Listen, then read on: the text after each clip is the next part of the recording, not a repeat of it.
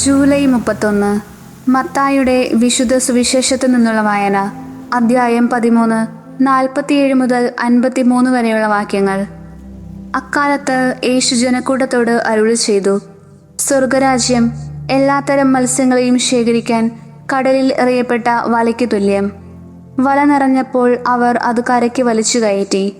അവർ അവിടെ ഇരുന്ന് നല്ല മത്സ്യങ്ങൾ പാത്രത്തിൽ ശേഖരിക്കുകയും ചീത്ത മത്സ്യങ്ങൾ പുറത്തേക്ക് എറിയുകയും ചെയ്തു.